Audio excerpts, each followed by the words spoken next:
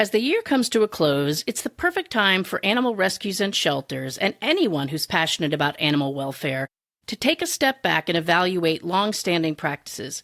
Are the systems we've relied on still the best ways to help animals and adopters succeed? In this episode, we're going to reflect on what's working well in the rescue world and where there might be room for growth. Whether you're a seasoned rescuer or you're simply interested in improving outcomes for pets, this episode will give you plenty to consider as we move toward a more successful 2025. Stay tuned. You're listening to Starlight Pet Talk, a podcast for pet parents who want the best pet care advice from cat experts, dog trainers, veterinarians, and other top pet professionals who will help you live your very best life with your pets. Welcome to Starlight Pet Talk. I'm your host, Amy Castro, and today I am thrilled to welcome my guest, Daio Floyd. Daio is a highly accomplished figure in not only the dog training, but also the rescue world. Her journey into the dog world began at a very early age, like way earlier than I was surprised at that. Inspired by her father, who is a renowned trainer in IPO dog sport, both in the U.S. and internationally. By the age of 8, she'd already entered her first national level competition, which is an amazing accomplishment for somebody so young. And since then, she has gone on to win the 2021 German Shepherd Dog Nationals. She placed second in the Working Dog Championships, and she represented the U.S. as the #1 member of the Universal Team at the WUSV, and you're going to have to tell us what that stands for, World Championship in Lerma, Spain. So currently, she runs a small training and rehabilitation rescue for dogs in need in New Jersey. And we were, had several discussions before we recorded this episode and felt like, our blend of training expertise and rescue passion would make us the best people to have this conversation. So here we are. Daio, thank you so much for being on the show. Thank you for having me. Yeah, so tell us a little bit more. I mean, I hit some highlights of your experience, but you've been in the dog world since you were in the single-digit age. So tell us a little bit about how that progressed from dog world, dog sport to rescue and rehab and training. Yeah, so my father, like you said, really big into IPO dog sport, evolved from Schutzhund, which is the basis of how we train police dogs and military dogs in this country. So as a kid, I was always around dog sports. I was especially around and interested in bite sports too. So that was something that really garnered my interest when I was little.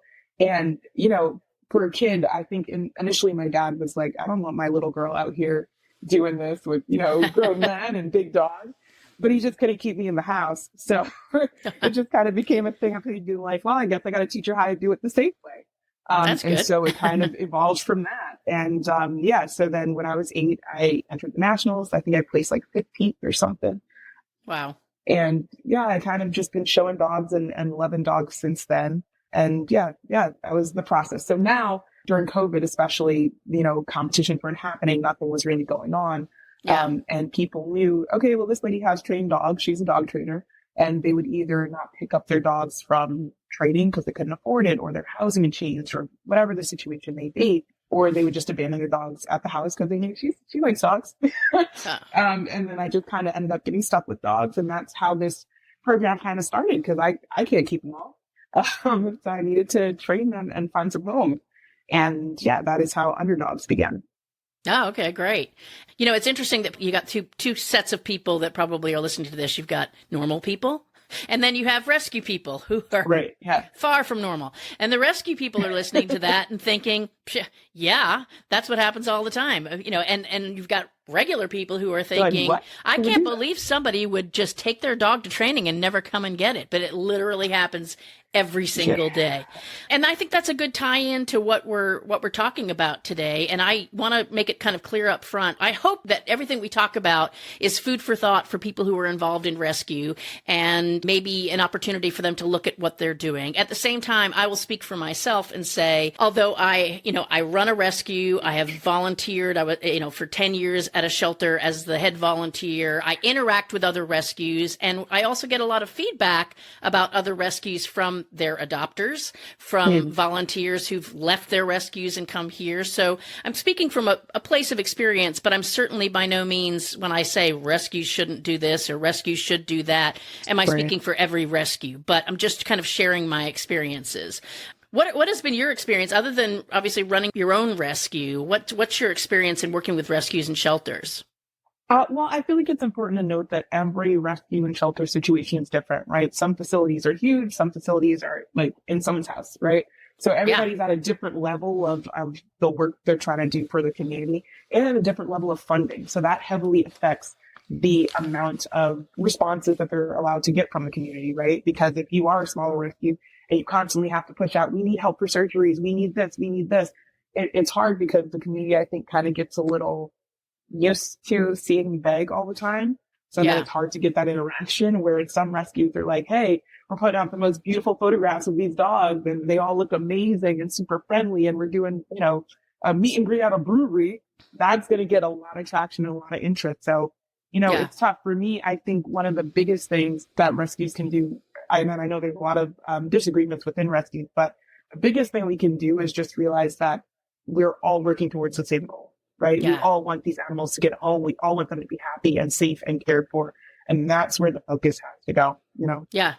Yeah, that's such a good point. And it's almost become a joke or a cliche in the rescue world that we shouldn't be in competition with each other. Now, on one hand, I guess one could say that if you're in a small community and there's two animal rescues that kind of do the same thing, on some level, yeah, you probably are to a certain degree in competition from the standpoint of limited volunteer pool, let's say, or limited amount of donations locally. But I think if we, instead of looking at as us against them, if we looked at opportunities on how we can work together and share those resources, one of the sayings that I love as a professional speaker and trainer, not for animals, but for humans, got to train them to behave as well. In my National Speakers Association, the mantra is not to get your piece of the pie, but work together to make the pie bigger. And I think we need to take that mindset a little bit more in rescue. I would even challenge the thought that two rescues in a small area aren't competing because they have different animals in their facilities, right? So the adopter who might be perfect for one dog at this facility may not be perfect for another dog. And that is the way that these rescues and shelters can have a community and be able to say, hey, we don't have a dog who's a good fit for you, but who does? Plays across the street and help each other out. Yeah, exactly. To do those referrals. And I think a lot of rescues do a good job at that, but that is a good point. Like I had mentioned to you before we started recording that we have mostly done cats, and it's just because of, it's a long story, but it's because of how we got started. And the fact that it was more convenient to stash a bunch of cats at my house than it was to stash a bunch of dogs. Right. And then, it's not to say that we don't adopt out dogs, but yeah, I mean, it's like, we are probably 80% cats to 20% dogs. And there are other groups where they're, the exact opposite. And it's interesting because you said adopters, and yes, that's a piece of it. I mean, obviously we are the cat, some people even refer to us as a cat rescue, and it's like, well, no, we don't just do cats, but right. we certainly do a lot of cats.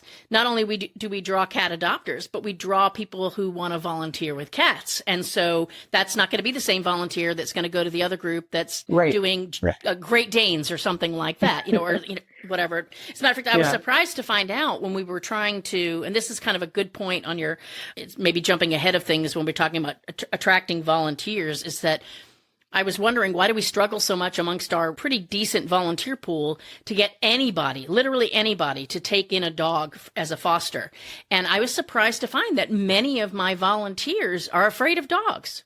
Yeah. And it's like, okay, I just thought you were cat people, but I just don't think about like, oh, you could also be afraid of dogs. So that was kind of surprising. Or they were worried about destruction of their homes, when they went out and things. So and it probably makes a good point to how we market for adopters and volunteers as well. I mean, it's like you just like in any other business, you go to where your audience is. So if I am mostly a cat rescue, then I should be figuring out where is it that cat people hang out, whether it's physically in my town, or whether it's on social media, versus a person who does, a specific breed of dogs. Obviously, those people are going to be hanging out in a very different place than my cat people. So it's such a good point. So let's talk about animal care and welfare, because obviously there are a lot of issues surrounding how that is done. I know that we have run into, so we have 4 cat kennels in a local pet shop, and they're quite nice. In my perspective, they're quite nice. The cats are not in there long term. We give them a break. Of course, the public doesn't necessarily see that a cat might be up there 2 weeks, and if it is showing any signs of stress, we'll bring it back to a home environment. But even that has its challenges because cats don't like change. Right. But when it comes to care and kind of the animal welfare side of things, what are some of the things from the standpoint of how we're housing and caring for animals that you would say rescues probably need to take a look at? I feel like a lot of times in shelters and rescue setups, and this is specifically for facilities, Right. Especially with dogs, when we have like kennel run set up, we are essentially creating reactivity.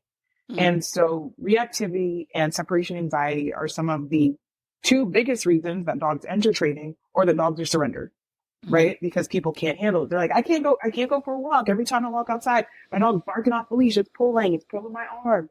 Those are big reasons. So when we're keeping dogs for however long we may keep them, when we're keeping them and we're not addressing those behaviors in every little part of their lifestyle, right? To their day-to-day interaction with other dogs, to where they're boarded and kept. All of that affects how they're going to react when they end up going home and actually finding a family, right?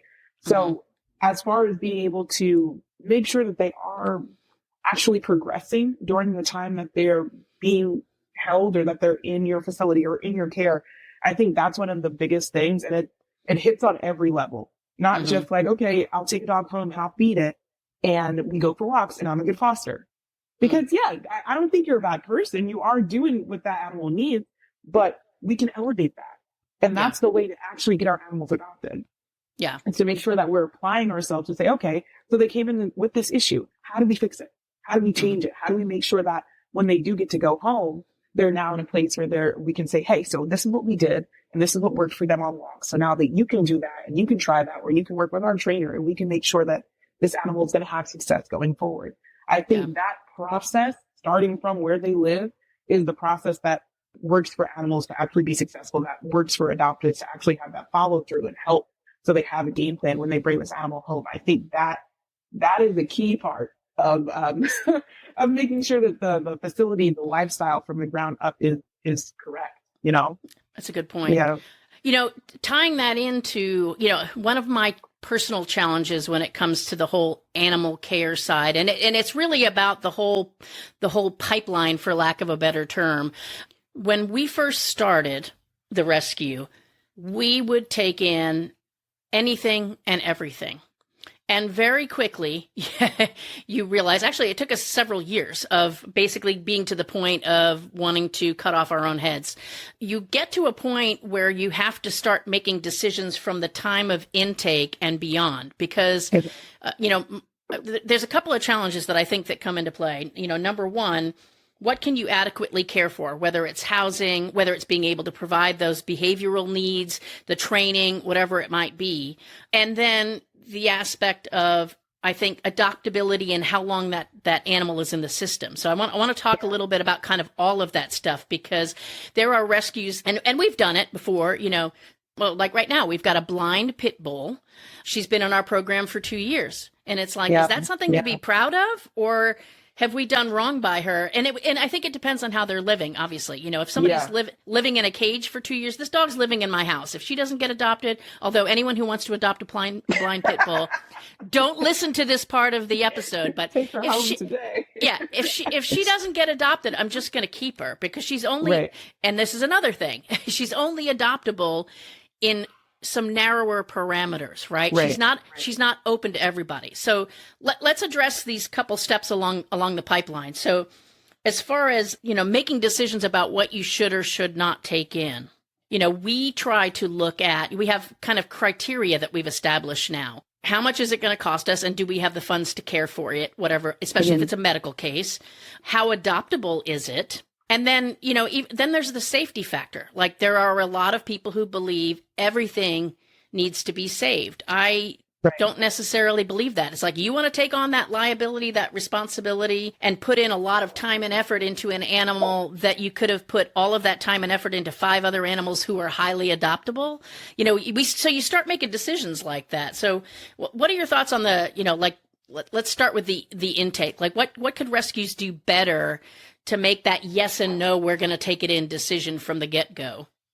So rescues and shelters are both usually started by people who have really, really great intentions. But these are not people who are veterinarians. These are not people who are behavioralists. These are not people who are trainers. So these are not people who work with animals for a consistent basis. And a lot of times, realistically, the rescue field, the majority of people who are rescuers are women, and they're women who are over 35. Yep. So we're talking about people who may be retired, people who may not be necessarily having the physical capabilities to take care of a 1-year-old Mastiff or Great Dane, right? And so when we believe that we have to take in all these animals and we have to save as many, but we can't give them the quality care or the help or the assistance that they actually need, we're putting ourselves at a disservice as well as the animal. Right. And that's something that I think rescues and facilities have to learn over time, because you can't convince anybody who doesn't want to be convinced. But that is something that doing this for a while, you will learn as far as what you are actually able to do. So I do think that's an important piece of it.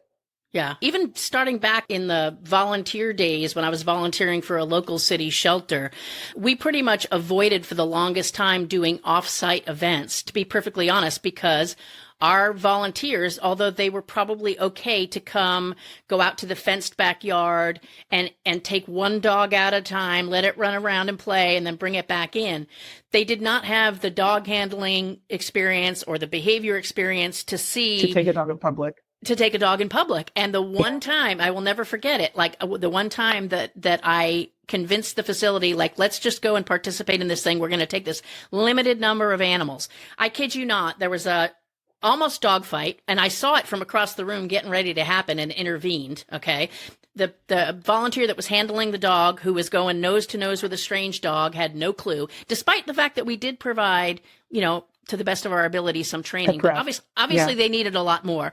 Another dog soon, like within 5 minutes of getting there, got off leash and was running around loose inside the facility. It's like, okay, never, ever again, And I, you don't want to take that one experience and say, well, really never again. But I think it is important to think about, especially if you are foster based or if you have volunteers coming into your facility, what are they able to handle? I know a lot of the larger, you talked about the big organizations versus the small, a lot of the big organizations have very clear guidelines. I am a red volunteer and I've had this level of training and I can take out all the dogs who are labeled red, and not red in a negative way, just picked a color. But I'm brand new, so I don't have any dog handling experience. I've only had this one little hour of training, and so I can only take out blue dogs. And it's like, there's something to be said for that, and that works great in theory.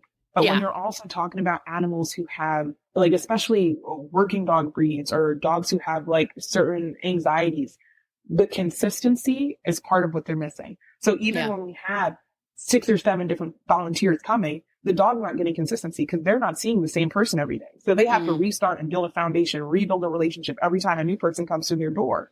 And then they're doing that overwhelming for months on end. Eventually they get tired of that and they don't want to come out anymore. Or they're like, I don't trust you. I'm a little nippy, And so then we say, oh, well, now this dog has to be put on a BE list, or this dog, is not safe. This dog can't be adopted out. No, then he's not getting consistency. They're not bonding with any humans. They're in a facility where there's constant noise and there's no connection. And for a lot of dogs, especially working dog breeds, they deteriorate really fast in those kind of environments. So it makes it even harder for them to end up getting adopted, So when we do this process, even when we have such a well-organized group as far as like, okay, this person is trained, we still have to make sure that they're trained to the level that they need to be, which is hard because most trainers don't want to work for free, especially good ones. But that is an important key too, as far as rescues being able to have some kind of community or reach out to the people who are in their area who do have longevity within their community, who have really worked well, because people will help. People will help, and getting people who actually do this to help is going to be worth its weight in gold as opposed to getting new volunteers. If you can get someone who really knows what they're doing, it makes so much of a difference. Yeah. And I think the challenge becomes, for the many, many small rescues that are out there. And I've learned this, like, well, first of all, I've discovered that if I decide in this rescue, in Starlight Outreach and Rescue, that we're going to take in a dog, there's one of two places that it's going to going to end up. And one would be with our veterinarian, not like living at the vet all the time, but with our veterinarian. And that's likely because she asked us to bring in a case that she had, or it's coming to my house because I don't have anybody, and then even then we've gotten to the point where it's like exactly what you said, like a Malinois or a Mal mix. It's like, I don't have the time and energy to manage that and give it what it needs. So no, I will not take that in. You want to give me an old blind Shih Tzu, I could probably manage that with my existing, and understanding the existing makeup of the already 4 dogs that are in my living room right now. And it's a range, it's from the 4-pound Chihuahua to the 40-pound blind pit bull and a couple of oddballs in between. So it's like, I've got to think about all that mix. And I think when rescues decide we're going to go for volume, because we went through that, and it was a little bit post COVID where we were growth mode. And it's like, well, we only brought in this many dogs last year, or this many animals last year. We need to ramp that up. And then it finally dawned on me when I was about ready to cut off my own head. Do we actually have to do that? Maybe we don't. And that's where we really started establishing some criteria of what we're going to take in. And literally, like, we came up with a system of assigning a point value to an animal based on capacity only, right? So a mom with kittens is going to have a lower point value than a litter of bottle-fed kittens because of the amount of time and effort that it takes to care for those animals. And so, that way we know that what we're taking in is something that we can manage based on the housing that we have, based on the number of volunteers that we have, based on how long is somebody willing to hold on to some bottle babies that are a day old. Are they going to keep them until they're weaned? Or are they like, I can only lose sleep for 2 weeks and I need them to go to somebody else. And so we created this whole system, and it really impacted the number of animals we could take in, but I feel like it really highly increased the quality of the care, and then the ability to get them ready for adoption. But I see other organizations, like there's one locally that it's at least on a monthly basis, they're advertising that a foster has lost a dog. And I know that happens, but I think it happens because there's obviously something that's missing for it to happen so frequently, I think. And also, I think we do the animals a disservice when we think of them as something that needs to be saved and rescued and helped, instead of addressing them as an animal and saying, okay, well, this animal is really stressed. This animal is clearly very overwhelmed. Let me take a second out now. Well, we have to get Sparky fixed today because that's adoptable. And Sparky's in the back of the crate growling and screeching and freaking out. Yeah. It's not Sparky's turn. Yeah. Sparky ain't ready for the big show. Sparky doesn't need a home right now. Sparky needs to decompress. Yeah. But, what are your thoughts about, because I am of the belief that some animals just should not be adopted out. Ooh, yeah. I'm not saying I've come across a ton of them, but I think there are some, like, to me, when you start putting, and I'll use Sassy as a prime example. So she is blind.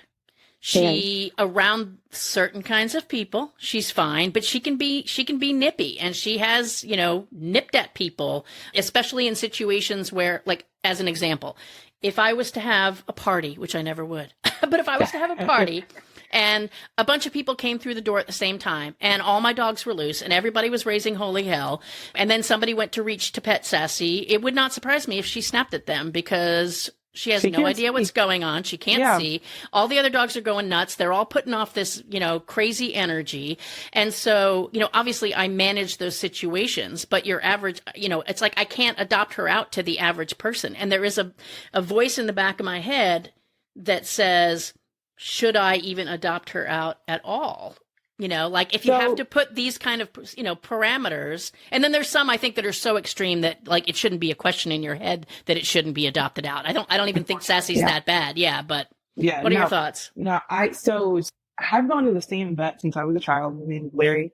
And he's amazing. He runs Philadelphia Animal Hospital. And when we talk about, dogs with behavioral issues and dogs who have experienced so much trauma, right? Or have serious health issues, the main thing that he always says is look at the quality of life, and the quality of life will tell you, right? So in your position, if you're saying Sassy sans the Christmas party had a good life, had activity, had, love in her and wants to do stuff, then that dog, she's good to go. She just needs to find someone who doesn't do nothing and has no visitors, Right.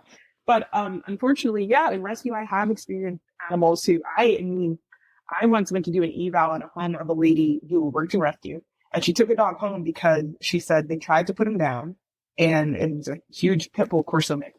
They tried to put him down, and for whatever reason, I don't know if the dosage was off or something, but he didn't go out. So she said, "Well, I'm going to take him home." She said, "He's meant to live," and he's chewed her up multiple times. You know, but because we're looking at them as this mythical thing of goodness instead of an actual animal, yeah, people do that and they put themselves in danger and they put themselves in harm's way, you know. And well, and they put unsuspecting people in adopters harm's and way. the person walking in the park. I mean, that's, you know, it's one thing for the animal to have a quality of life.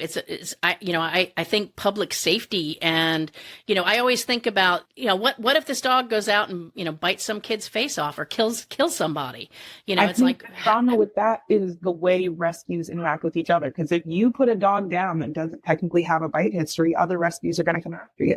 You know, even if you've had it evaluated by every behavioral and every person, they're going to come after you and say, well, this dog deserves to live, because they're not working with it one-on-one, so they don't know what you're experiencing, you know. So we don't necessarily advertise that stuff, although I always tell my volunteers and anybody else, it's like, if you ask me what happened to so-and-so, I'm going to tell you the truth.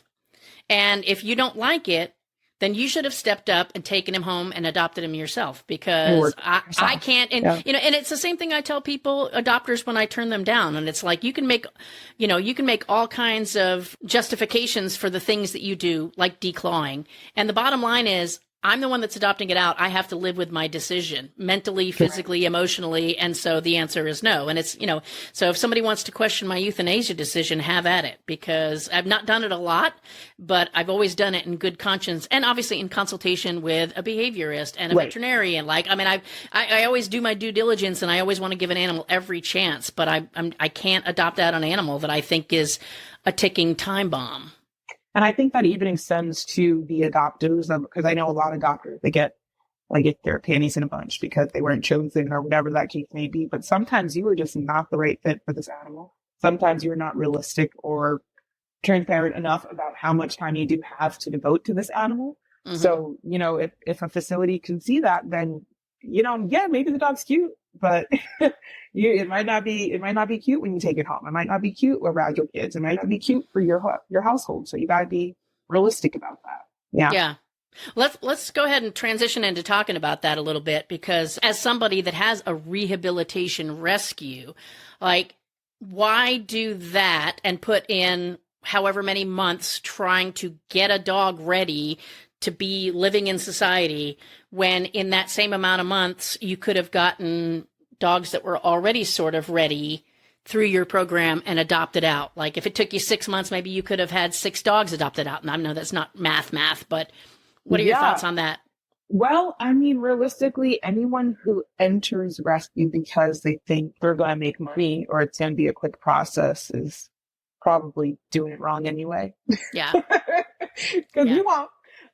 So for me, and truthfully, because my background is in training dogs for sport, I think I'm more comfortable with dogs who do have the reactivity issues, or they're too high energy and those sorts of things. And so I understand those dogs very quickly. So it doesn't take me as long to train them and rehabilitate them as it would a regular shelter or rescue. So for me, it kind of puts me on the same timeline as most programs, because I'm just really comfortable with them. In working with shelters, I have seen so many, especially because I'm right near Philly, and the ACC in Philly has a lot of trouble because they just get an exorbitant, like, they're insane volume of animals coming in. And especially, you know, breeding dog breeds, Rottie, Pit Bull, Malinois, German Shepherds, and Doberman. And those are the breeds that I'm familiar with. So for me, knowing that if those dogs were literally just out of the shelter environment, they could have so much more success. It just make the rehab part of it make so much more sense versus, you know, them living in an apartment in Philly and not getting any of the exercise or the outings that they need. So that was the rehab. Just, I don't know, it just made sense to me. Yeah.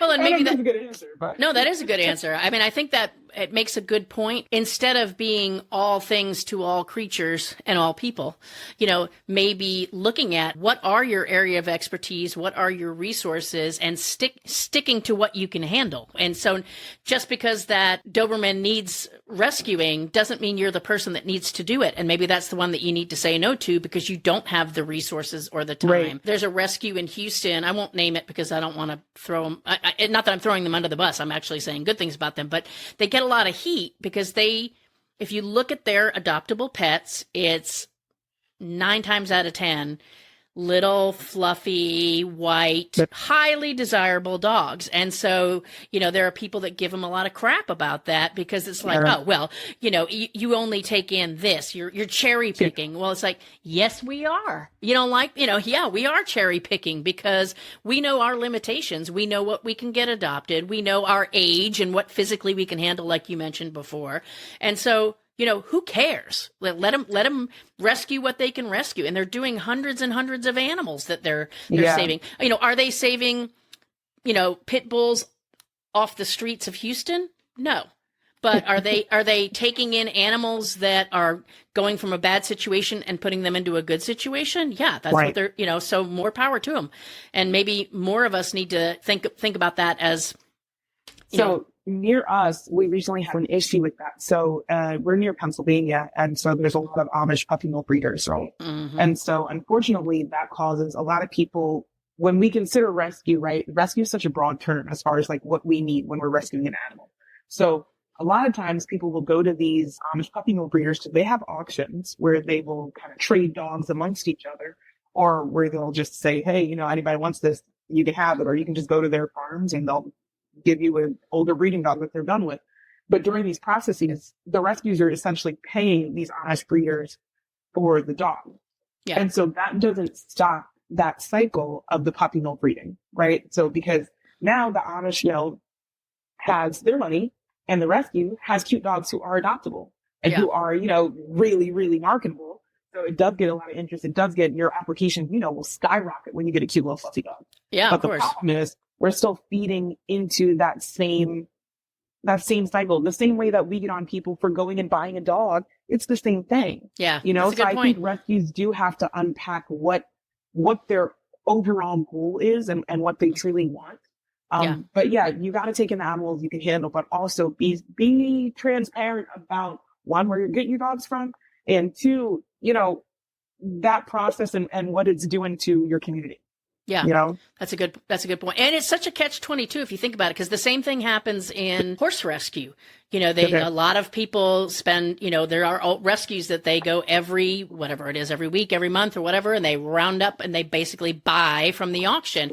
And, there's a lot of people who have done investigating into that says, all you're doing is number one, you're driving up the prices of the auction. You're making the auction people and you're funding the process. They don't need to send them off to Mexico to turn them into meat because you're buying them all. And so, but at the same time, it's like, when you see the condition of the animals and the lives that they're living, you can see, I don't know. I don't even think we're going to solve that issue, but it's certainly, no. Yeah.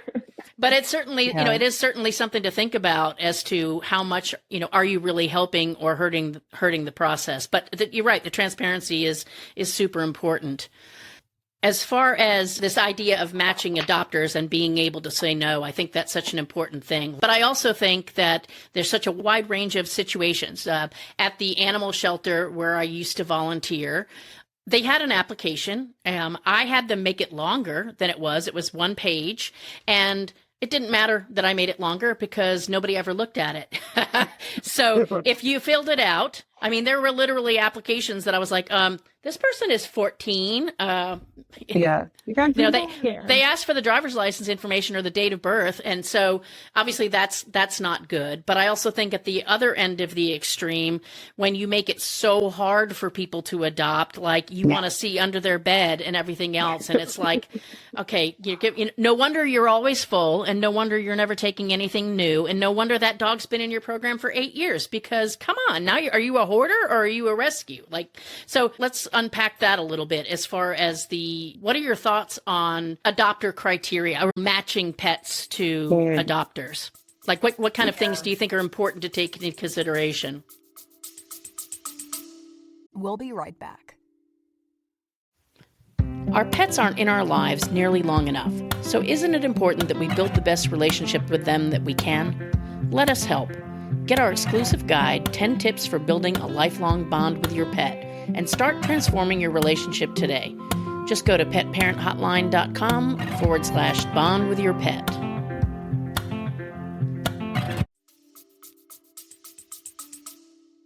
Yeah. So the reality is all adoption processes can fail, unfortunately. We've seen it, Yes.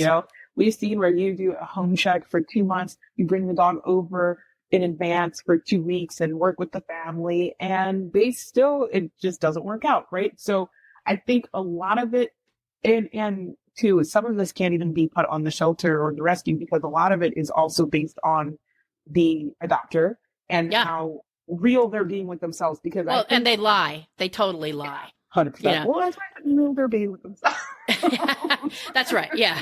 Yeah. I mean, you're right. There are some that are just like, well, like I've had people flat out tell me, well, I realize my other 4 cats go outside, but I promise I'll keep this one in. It's like, no, you're not gonna. Totally. It's not gonna happen. You think you might. And the first time you have to actually scoop a litter box that you've never had to do, or it craps on your bathroom floor rug, you're going to be like, yeah, you're going outside with the rest of them. It's game over, or all my other cats are declawed, but I won't declaw this one.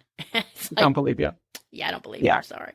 And you can't say I don't believe you. You're just like, I'm sorry, but that's this is what you put on your application, so I have to go by this. This is our criteria. Yeah, and that even comes to when someone comes to meet the animal, right? Because for me with dogs, right, if you have another dog, then you have to bring your other dog to meet our dog before we can, proceed with this process. And if you come up and your dog is completely out of control and barking and crazy and you can't even get out of the car, not to say that makes you a bad person, but you may need to have a little bit more of a handle on your pet that you have currently before you add another one to the mix. Especially a working dog that needs boundaries and discipline, or guidelines. Exactly. Yeah. But I do feel like with rescue, we run into an issue, because I think previously we definitely started this trend of thinking that rescue is the best. Like, rescue is sainthood. Rescue is the end all be all of making you a good person. And so a lot of people now try to, and I'm not saying that that's not completely true, but now a lot of people, they try to use it as something to make themselves feel good. And so during COVID, especially, I feel like we saw a lot of people who were like, I need to give my life meaning. I'm stressed. I need to save something. I need to feel like a good person. And so then they use rescue as that. And once that goes away, they're left with this animal that they haven't really bonded with. Yeah. Or maybe they have, but they still don't know how to care for it, or they're overwhelmed by it. And then we have issues. Yeah. And I think that that's something that as adopters, as rescue people, we need to be aware of, because I've had people come in, they're like, I wanted to do this meeting. I've applied. Our dog just died 2 months ago and I just picked up his ashes this morning. You are not emotionally fit to be doing this process right now, because you're going through. And we have to be transparent enough that even though we want that happy ending for this particular dog, they may not be ready. They may need to come back in a week. They may need to come back in a month. Yeah. And it's a tough thing to put on yourself as the head of a program, but that is something that we have to be aware of. Yeah. I don't think we are super, super strict, but obviously we do have certain things that are deal breakers, right? I mean, we want to go for fit, but then there are certain things that are deal breakers. And I mentioned the declawing. That's a deal breaker. That's a deal breaker for me. And I will tell people, I declawed my cat, and it was the worst thing that I ever did, and I would never do it again. I didn't understand what it was at the time. Do you understand what it is? I mean, I spend a lot of time, educating in some of these conversations, but it's kind of gotten to the point where, because people will try to circumvent whatever your reason is, like I literally they want the animal. I want. I've gotten to the point where I won't tell people why they weren't accepted. And we kind of hope they don't ask. We start with that. It's like, okay, we found it's not a fit. Please move on and look for an animal elsewhere. And then if they push, then I'll get on the phone with them and I'll say, hey, listen, I know, I'm sure you're a lovely person. We have certain things that are deal breakers. And unfortunately, you fell under one of those umbrellas, and then, well, of course, what is it? What did I do? And it's like, you know what? No matter what I say, it's not going to make any difference, because we've already made the decision. And quite frankly, it's like, once we reveal to you, this is the reason, every time I've had this conversation in the last 10 years, people try to backtrack on what they're saying. Like, it's nice that you tell them. Yeah, I'll just flat out tell you. And so it's just easier for both of us to just move on, Yeah. And some people are like, okay. There was another time where I had a young woman that showed up to pick up two cats she adopted. Mm-hmm. She showed up on a scooter in a rainstorm, and she drove over an hour away, at scooter speed, to pick up two cats, a kitten and an adult cat, and was going to put them in a backpack on her scooter and drive them down the freeway to bring them home. And I was like, yeah, no, that's not going to work. We'll have to figure out something else. But, I hate to send you home, but no, you cannot take these cats today. Or at least get an Uber or something. I mean, wow. Okay. Yeah. But the point is that she didn't think to take an Uber or borrow somebody's car. And she told me when I said something like, do you have a car? No, I don't have a car. Right. But, can you borrow your mom's car? No, my mom's at work. I can't borrow her car. Well, then I kid you not, an hour later, and this is a grown woman. This wasn't like a 15-year-old that I was adopting to. This was like a 25, 26-year-old woman. Her mom's calling me, wanting to know why I won't let her have the cat and that she will let her borrow the car. And I was like, the old me would have been, a lot more politically correct. And the new me was like, look, your daughter came over here on a scooter in the rain and was going to put two cats who didn't really know each other super well in a backpack and ride all the way back to Pearland with them over an hour away in the rain. To me, that shows that your daughter's judgment needs a little more maturing. And I don't feel comfortable, whether she can borrow your car down the road or not, that she's going to make good judgment decisions, let's say in an emergency situation. And so we are not going to move forward with an adoption for your daughter at this time. And that's the issue, because it will show in the final moment a lot of times too. Yeah. And when we're already so committed to, okay, we accepted a new animal coming in because this one's going to go, and we already set them up with this household and they got their bath and everything's ready to go. And then the person starts getting a little cuckoo for Cocoa Puffs. Yeah. And you're struggling because you're like, I want this for this animal so hard. I think rescuers, especially, they need to listen to their inner voice, because you feel something a little weird where you're like, they were too eager. It was too, like, they're just not being clear. They're not being realistic. They're just, everything's perfect. Oh my God. Yeah, it's okay. Yeah. And you can tell a lot of times, like the ones that show up and they came to see a dog, or no, they came to see a cat and then they want to adopt the blind pit bull. And it's like, well, hold on a minute here. What are that's a little bit of a shift in, exactly. It's like, what do you really want? Yeah. What is your goal? Yeah. We don't do home visits. Well, we home visit you from Google Earth, and we make sure that you do have, certain things. We call your vet. Yeah, and we call your vet. And, I'm not going to ask for a personal reference, because you're going to pick a friend and they're going to say you're awesome. And you're surprised how many things you can see from Google Earth about somebody's house or their yard, or, how many dog houses they have out back with circles going around them because they were chained out, stuff like that. But what do you think is like over the top? Do you think there are some things where it's like, rescues, you're really hurting yourself by doing this or not allowing that? I think it depends on the animal you're adopting out, right? Yeah. Because sometimes if you have a blind pit bull who is cool with everything and just wants to take naps, then you can do a home visit, but she just don't take a nap. Yeah. So at a certain point, it's like, when we're talking about these seniors who are literally just looking for a place to lay, and the only thing you have to tell them is, hey, don't startle them when you wake them up, or something like that. Or, like when things are that simple. Yeah, I don't know that the super extensive home visit after the FaceTime one is going to tell you so much more about this person. Yeah. But like we said earlier, when it comes to a young working dog who needs a lot of training and is going to need a lot of follow-up, going through their household and seeing how things hold up, they got a white couch. The waiter's going to freak out, those kinds of things, learning that about people. I do think that can be integral. So it really depends on the animal. And it also depends on the people. Sometimes if they're not willing to go through a whole process, then they may not be patient enough to adopt a complicated dog. Yeah. That's just the reality, right? So you gotta kind of go off of what you have. You gotta go off of what you have. And if they live super far away and your volunteers aren't able to make it out there, or wherever the situation may be, and they may not be the adopters for your programs.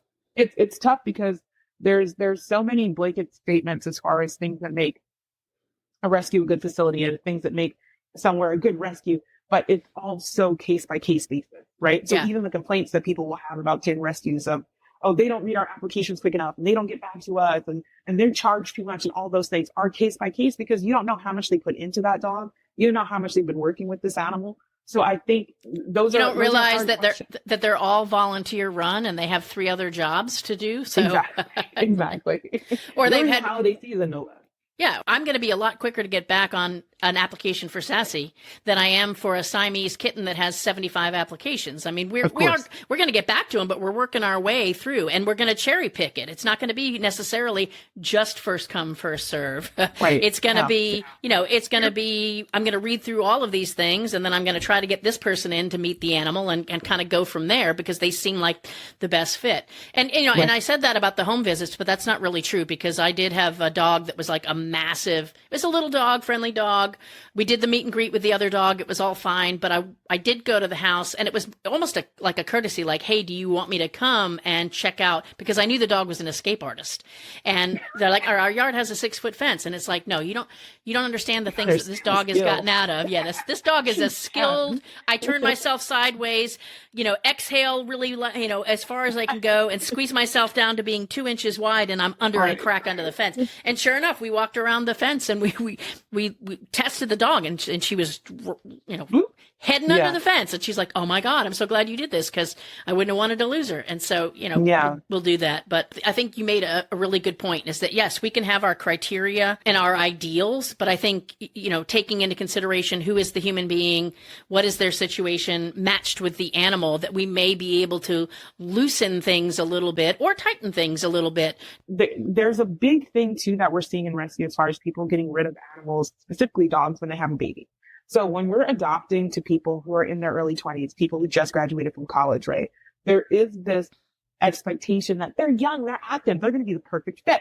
And within the next 5 or so years, their life changes drastically. So, and then the facility ends up with the dog again, or we see our own dog posted on Facebook somewhere and we're like, what the hell? Let me get my animal back, right? Yeah, no So kidding. I think part of doing your due diligence with that kind of thing is being prepared to sit through and really talk with the person about, okay, where do you see your life going in the next couple of years? How fertile are you?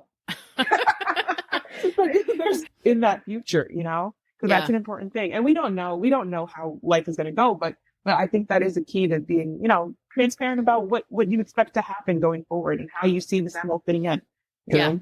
That's a good point. My daughter accuses me of being an ageist because I have challenges with adopting people who are really young. As a matter of fact, I think we've bumped our application, at least for many of the animals, to 25. And part of it is the stability. Like, yeah, great. Your roommate in college may be totally okay with you having a cat. And then you move in with your boyfriend, girlfriend, or whoever, and that person's allergic, and the next thing you know, you're dumping the cat. I mean, people, they think they're not going to do it, but they're going to choose that significant other over their pet a huge percentage of the time. And you're right. The whole baby thing is definitely an issue. I mean, because what people, and for those of you who are listening who are like, I would never give, I have 3 kids and I didn't give up my pets.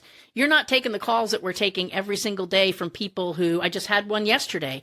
My daughter had this cat. Now she's got a 1-year-old and the cat's starting to act squirrely. And so she's wanting to get rid of it. It's like, she doesn't want to work on it. She doesn't want to try to fix it. It's this immediate my child is in danger, and rightfully so. You should protect your child. But, it's like maybe adopting a pet a year before you have or when you're pregnant might not be the best time to do that. And then go ahead. I've seen rescues who will adopt out a dog who, oh yeah, he doesn't like men. Oh, that's fine. I just live by myself, or it's just me and my mom. Okay, great. And then eventually you get a boyfriend. Eventually you want to get married. What is that dog doing? Yeah. And we told you that this was clearly the situation, and people just aren't prepped for that change. Yeah. They're not prepped. Yeah.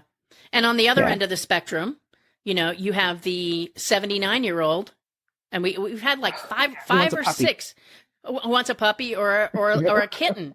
And it's like, it's not even just about, although it's hugely about the fact that I don't know about the longevity in your family, but the odds are, and again, because we get the calls every single day, grandma died, mom died. And oh, by the way, when the relatives say they'll take your pet, you can talk to any rescuer, any shelter worker. Yeah. They're coming from the funeral, dropping your pet off. Yeah. Not all of them, but it happens a lot.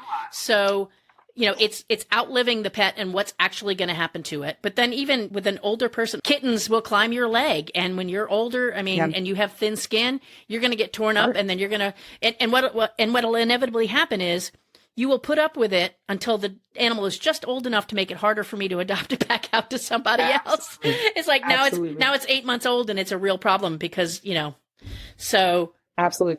Even it kills me with older people saying, oh, I want a smaller dog because it's more manageable, but I want it to be young and it's always the excuse of, well, our last dog just passed, and so I don't want to feel that again. But the problem is, you get a younger dog, it's not manageable, it's small, you still have to bend all the way over to put the leash on, you have to get all the way down there to do stuff with it. And if you're not physically capable of doing that, what ends up happening is that the animal, specifically dogs, end up losing a quality of life, right? So that's when we get dogs who are P-pad trained and never let outside. And for me, I was in Jersey City for a while and training in New York. And so I experienced this a lot, where there were dogs who were essentially living like indoor cats. And that does not work for canines. Yeah. It just doesn't. And so then, especially in New York, you finally take them outside. There's cars, there's buses. They lose their minds. A ton of people, there's a ton of other dogs. They're an anxiety mess, right? Yeah. And you set them up for a terrible foundation just because you couldn't deal with the emotional stress of possibly losing another pet. When in reality, if you would have had a calm older dog who was maybe a little bit larger, that would have been everything you needed. Yeah. So it's a mental game for the human side of the process a lot of the times that we're fighting against as rescuers. Yeah. Yeah. And I think I would appeal to potential adopters. I want a lot of things. I saw a video of a pig. The lady is walking out to her pig pen. Like, I have this old pillow. I'm going to give it to, his name wasn't Pork Chop. I forget what it was, but it was a cute name.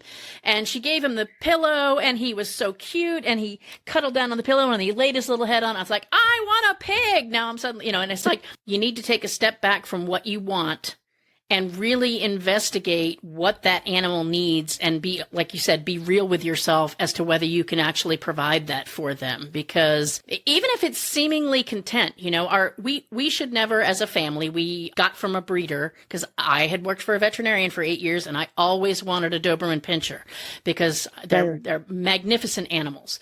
And he was a magnificent animal. And he was a wonderful dog, but I don't think that we were like on a scale of 0 to 10, as far as us being a good home for him, I would say we were probably a 7. And it was the activity piece.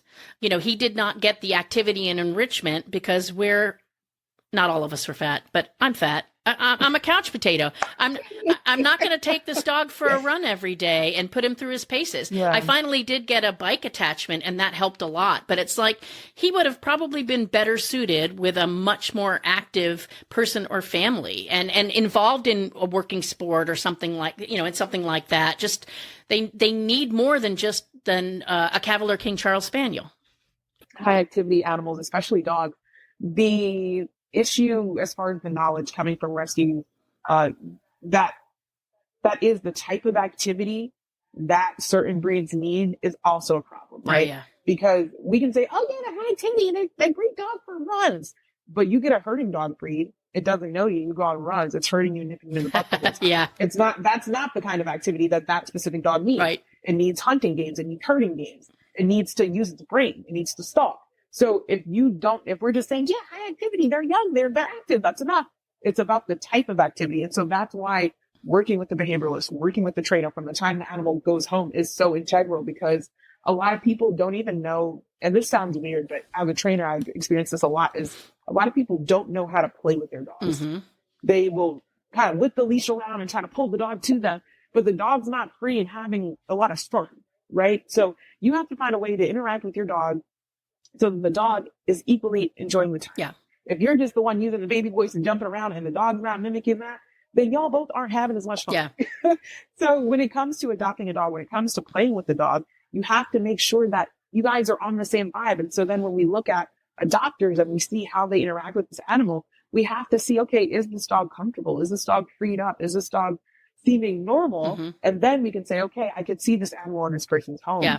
But until we can see that, and of course in introductory stages, that's hard to see because some dogs aren't comfortable. But as much as we can, that is an important thing to keep an eye out for. How do you interact with this animal? Yeah. Yeah, it's interesting. So we've had 2 Great Pyrenees come through the program. Okay. That was a house full. Just not, they weren't at the same time, but holy moly, those dogs are huge, especially indoors. Yeah. And to the point, we adopted one to a person that had a Great Pyrenees that had passed away like 2 years before. And when you were talking about people who want to get something, like get a puppy because that same dog that they had passed away, I guarantee you've forgotten what it's like to have a younger puppy. By the time your dog's 14 or 16 years old, what you remember about the dog is the last 2 years or 3 years behavior, not the early behavior. So keep that in mind. And then the other one was a person, and she still has the dog. She's a lovely adopter. She's adapted, but it was interesting because she fostered the dog at first because she was used to having really big dogs. And I can't remember what she had. Let's just say she had Great Danes. So she adopts this Great Pyrenees, and then she's like, she doesn't listen to me. And I'm like, yeah, that's what they do. They're not supposed to listen to you. They're independent. She likes to wander off and, wander off the property. It's like, yeah, that's what they do. That's, if you did, if we would do some investigating into these breeds before we adopt them, assuming we know what they are, they were been bred for hundreds of years to wander large pieces of territory. Anyway, so have a job and protect. Exactly. So, we definitely need to do our homework a little bit better on these animals. And even breed experience these days, and I don't want to fault rescues because I know a lot of it is about just general knowledge, public knowledge, right? Yeah. But a lot of times we'll say, oh yeah, purebred German Shepherd or purebred this or purebred that. And someone who works with purebred German Shepherd, I'm looking at that and I'm like, there is no way that is not mixed with 27 other things. Who are y'all lying to? Yeah. And then someone will come in and apply and say, oh great, you have German Shepherd experience. And then they take a dog home and it's exhibiting a whole bunch of behaviors that they've never experienced before with their first German Shepherd. Mind you, no dog is the same anyway, but the breed experience at this point, it almost doesn't even matter because each dog is on their own case-by-case basis as far as the mixes that are happening, as far as the different types of trauma that we're experiencing in rescue a lot now. Yeah. It's so nuanced. Yeah. So there's a lot going on there. Yeah. It's interesting. And then I want to wrap this up because we're starting to run out of time. And I do want to talk briefly about volunteers, but we don't do a lot of dogs, but very often we have DNA tested dogs for certain things. So just as an example, a lot of times anything that is black, solid black, gets labeled a black lab mix. And it's like, I don't think so. Not with that snout. And so we had this puppy come into the program, and you tell me what you think she was. She was always alert, always attentive, always watching my face. Very assertive, very go at it. So what would you guess? She might have a long snout, very shepherdy looking, but not a shepherd. Gosh, I mean, I don't know. It could be a Dutchie. It could be a Malinois. Ding, ding, ding, ding, ding. Yeah. Yeah. So it's like I had it in my head that this dog has Malinois in her, and she's not going to just be for everybody. And everybody kind of told me I was nuts. So I was like, it's a lab mix. Lab mix, right? So I DNA tested her, and she turned out to be like, I don't know, 75 or 80% Mal. And it's like, and it was good that I did that because the person who had expressed interest in adopting her, who was nicely enough willing to wait till that DNA, I had already sent it out, but she knew herself well enough to know that based on the behaviors the dog was already exhibiting, that much Malinois was going to be more than she was ready, because that ain't a lab. It's a completely different beast. Yeah. And I know we can't do that with everybody, but paying attention to the behavior was just as important. I mean, even if I hadn't DNA tested it, I knew that dog was going to need a certain level of not laid back behavior. Like she needed something to do. And she was, like I said, she was the most alert puppy that I've ever seen. Just the way that she'd be walking alongside you, almost heeling and looking up at your face. And it's like, wow. Yeah. But that's part of the experience, because a lot of people who are starting out in rescue, because unfortunately rescuers burn out because it is so much work. It is so overwhelming. Yep. And if they don't have that experience, then they wouldn't know to cue into something like that. And they send that lab mix home. Yeah. And then wonder why it's getting returned 6-7 times. Well, yeah. And again, it'll be when she's 10 months, a year and a half, when she gets really out of hand, and then you've got a problem. Not as cute. Not as cute, yeah. Right. All right, let's move on to we'll make this our last subject for rescues, talking about volunteers and getting people involved. So, do you have volunteers for your rescue, or you pretty much do your own thing because you're the professional there? Yeah, so I've had other trainers who have volunteered to help me, but I don't necessarily do public volunteers just because there is a lot of overhead and it's a lot of work for me because you have to train them how to do everything. Yeah. And facilities that do have volunteers, I think it's amazing. And I think there are ways to use volunteers that is really beneficial, right? So like we talked about earlier, when a dog goes out for a walk, they get consistency. They see the same volunteer every time. So then they start bonding with that person. And then maybe that's the person who's going to take lessons with the dog. And so then the dog knows, okay, this is my person. And so then when the dog goes to do meet and greet, they're comfortable because they're with their person that they're with all the time. And then the person who's adopting can truly see the animal. And I think that's a great process. I also think, every now and then you'll have volunteers who are photographers who take really great pictures of the animals, or volunteers who are trained in media and marketing. And I think that's great because then you get more interest on your pages and stuff. And so those are great ways to use the assistance and the free help. Yeah. But volunteering in itself is hard because it requires the facility, the person in charge, whoever it's going to fall back on has to be responsible for doing the knowledge. They have to be responsible for spreading the knowledge. I don't know if this is the thing near you, but for me, for the holidays, it's really common in my area. They have a thing with rescues where you can take home a dog for the holidays, right? Or take home an animal for the holidays. And in theory, that sounds awesome because they're like, we don't want our shelters to be filled for Christmas. And that's a great concept. But unfortunately, a lot of these animals thrive on consistency, right? And in a shelter, their food comes down at the same time every day. They go on their walk, usually around the same time every weekend, right? They know when stuff is happening. Right. So when you take a new dog home, and most people haven't been trained enough to know, hey, maybe I shouldn't have my Christmas party when I just brought a dog 2 days ago. Or it's the opposite. They're throwing the Christmas party because they want everyone to see how cute their new foster dog is, right? And so it sets up the animal for stress, for being overwhelmed, for all these problems. And so that's where, again, when you're doing volunteers, you got to be really, really smart about the people who are volunteering. Yeah.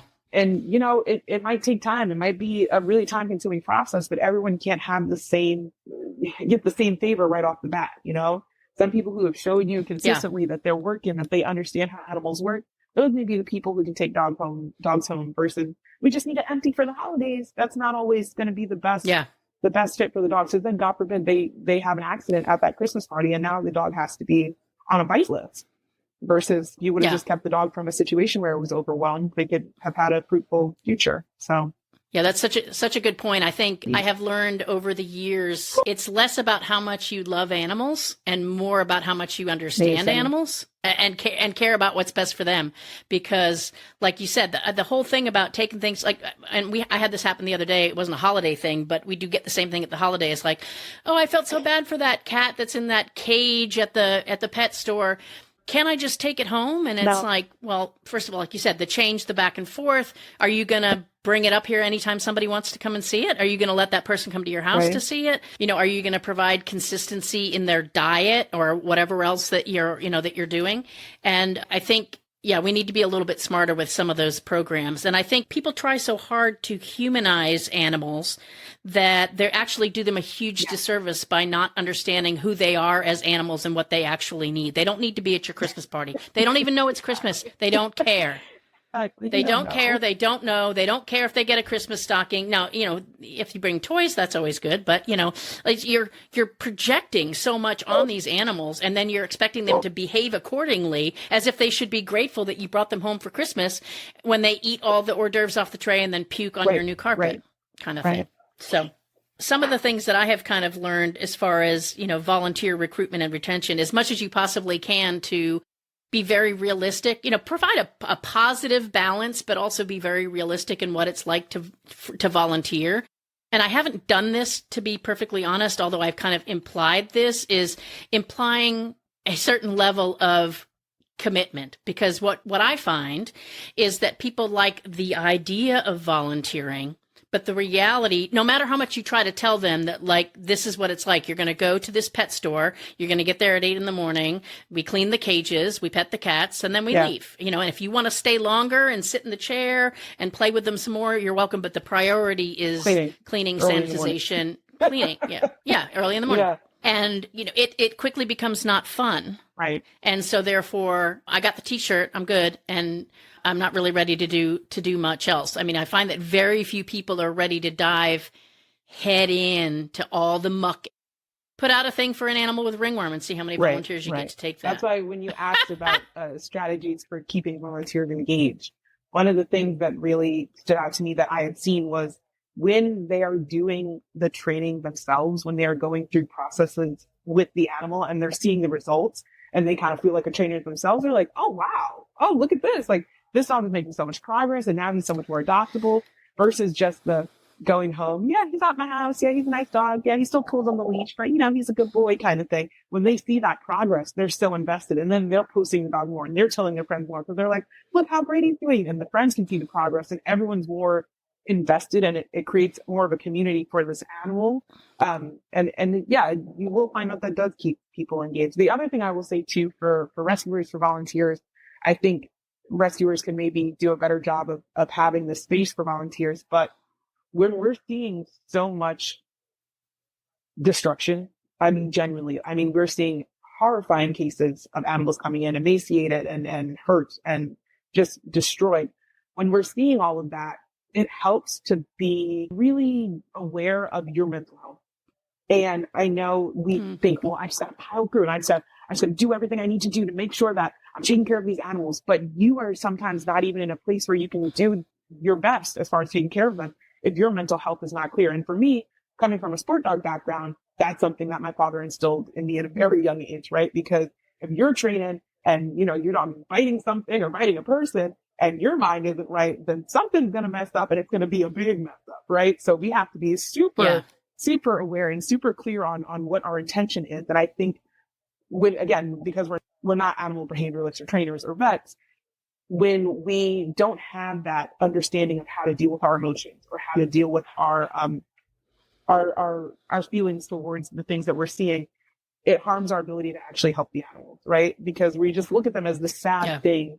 And, you know, you'll see on Facebook all the comments, oh, poor baby. Oh, so sad. Oh, terrible. How could someone do this? Blah, blah, blah. And no one's donating money. They're just sad. Oh, how could this happen? But no one's funding. They're just so sad. Keep scrolling. Right. So there's something there as far as being able to take care of your own mental health. I've even seen people leave a lot of rescue Facebook groups and stuff because they're just like, I can't take how sad this is all the time. Like, this is too much. I can't be a part of this group. And that's what we see. I've cut a lot of the things out that I see because it's like everything's a red alert. Everything's going to die tomorrow. And it's like, yeah, I realize that, but I can't do anything about it. So I can't do everything about it. Let's put it that way. Yeah. And I mean, realistically, we're oversaturated with that kind of stuff. We see war. Like, we see people in those kind of predicaments. So, you know, unfortunately, we're kind of desensitized mentally to those sort of things. So yeah, being as far as, you know, rescue people, the best thing you can do is take care of yourself, take care of your mental health, take care of your heart to make sure that you are able to continue to fight another day. Yeah. Yeah.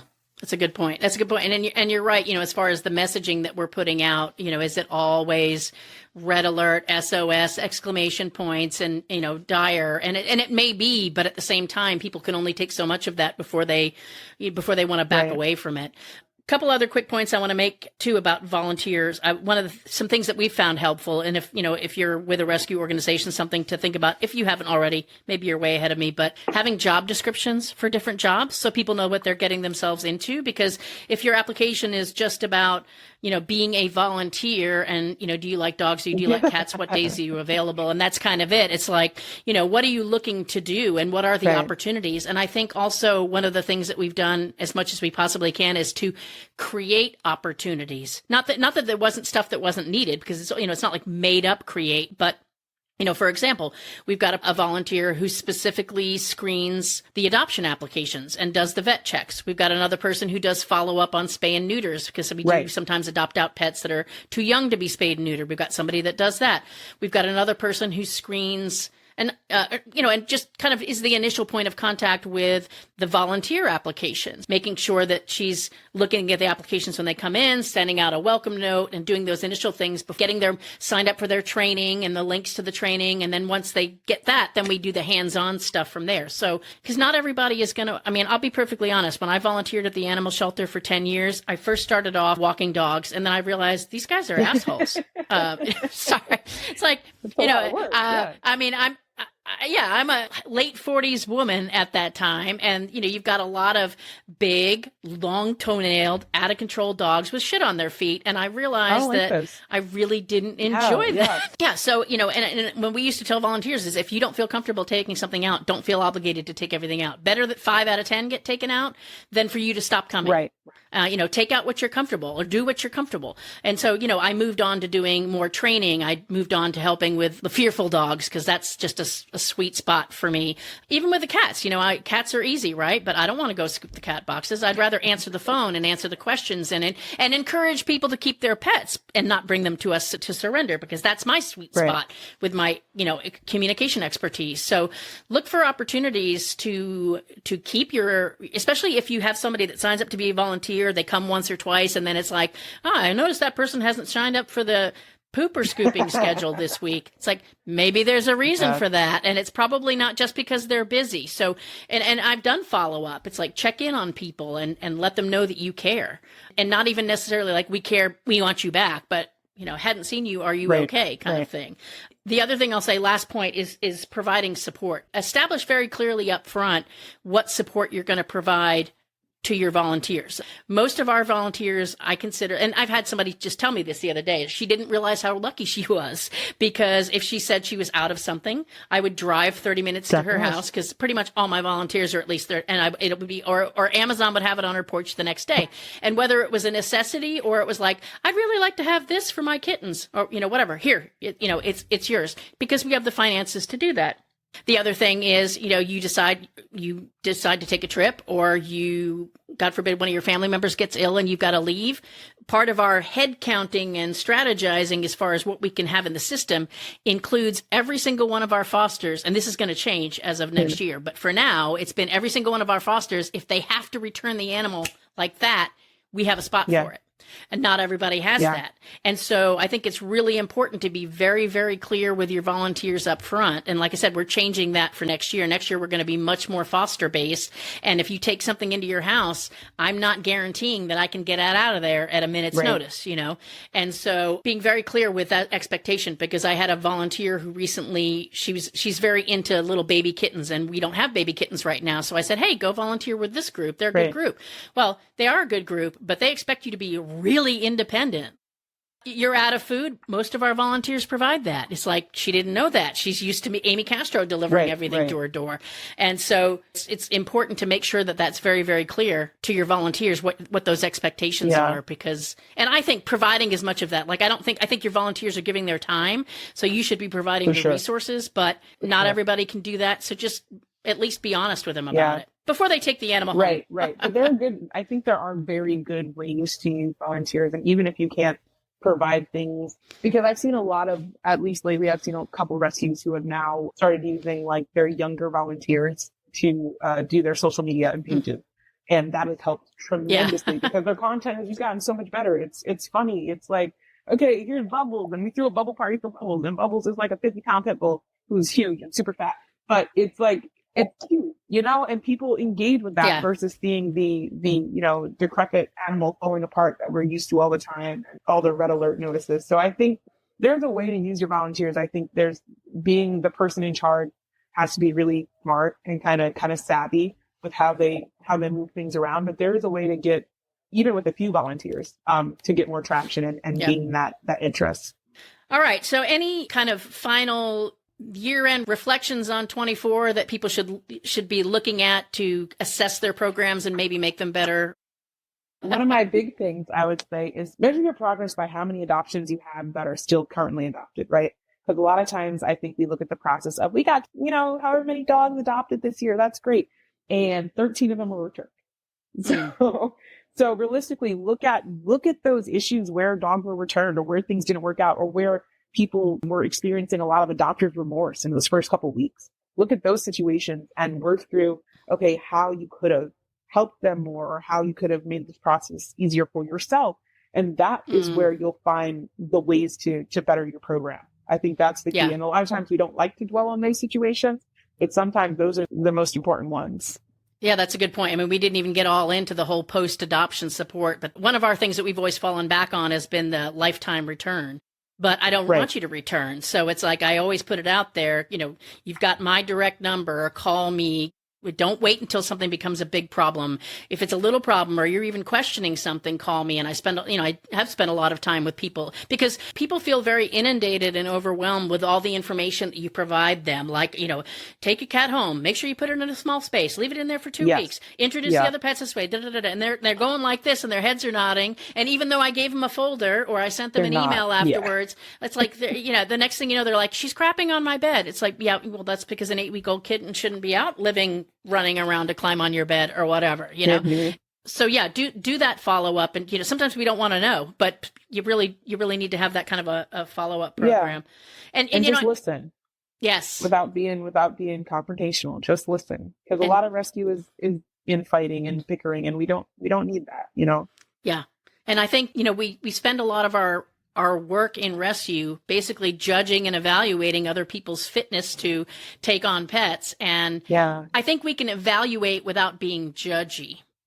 Right. And always focusing on it, in the best needs of that human being and that animal, not that, so that one thing's better than another. You've got a better fence, you've got a better house, you've got to drive a better car, whatever it might be.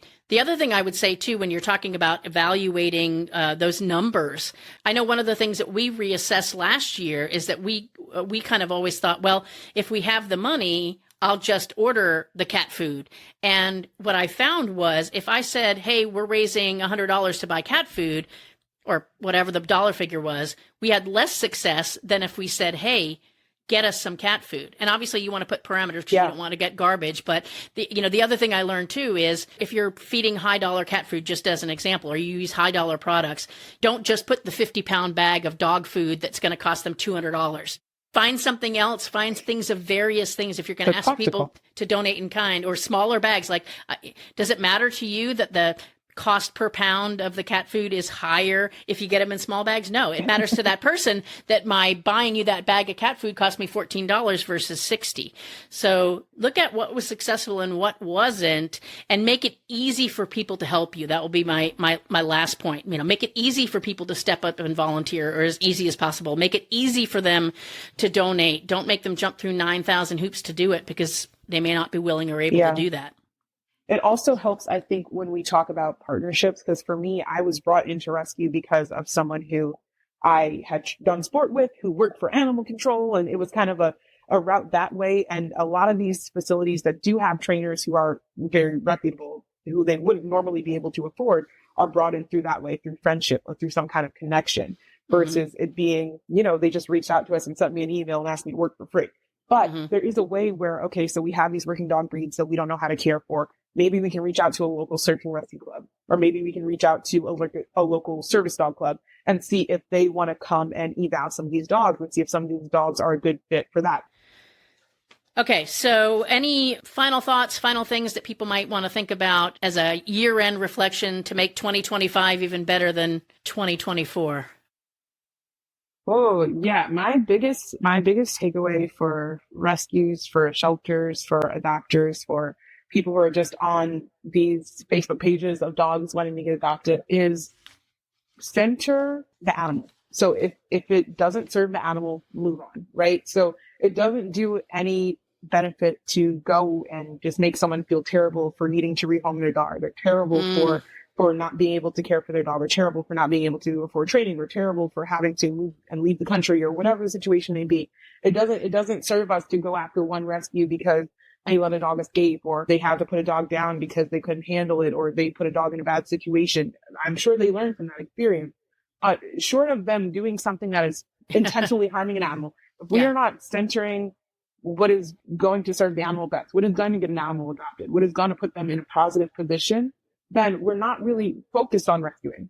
We're focused on seeming like the better person, which again ties back to that goal of how rescues want to be perceived or how rescuers want to be perceived personally, right? Instead of talking about what we want for the animal. So if we really are doing our due diligence of looking at animals on a case-by-case basis and say, this is what's best for them, all of that stuff that goes on between people is going to disappear because that's not really what's most important. So I think that's a valid point to be made. Yeah, no, I think that's like the ultimate valid point to be made. And I would have nothing to add to that to make that any better. I mean, that's just such, if people didn't hear anything else from this whole episode, that message right there would make such a huge difference for every animal, every rescue, every adopter, every person trying to get help with their pet.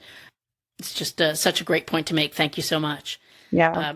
And Daio, thank you so much for being here. This was a great conversation. I'm so glad we were able to get this done. This will be our last big episode of 2024 before I do my my very scary annual live episode, kind of rehashing our favorite episodes of the year with my best friend Bev. So I really appreciate you being here and making the time to share your wisdom and your experience and expertise. Thanks so much. Thank you. I appreciate you for having me. Awesome. And thank you to everybody who's listening to this episode, whether you're in rescue, whether you're an adopter, or whether you're a person that loves animals. We appreciate your willingness to hear our experiences, to maybe take our advice, and hopefully make 2025 the best year ever for everybody involved in caring for and loving for the animals in our world. And we will see you next week. Thanks for listening to Starlight Pet Talk. Be sure to visit our website at starlightpettalk.com for more resources, and be sure to follow this podcast on your favorite podcast app so you'll never miss a show. And hey, if you like this show, text someone right now and say, I've got a podcast recommendation. You need to check this show out, and tell them to listen and let you know what they think. Don't forget to tune in next week and every week for a brand new episode of Starlight Pet Talk. And if you don't do anything else this week, give your pets a big hug from us.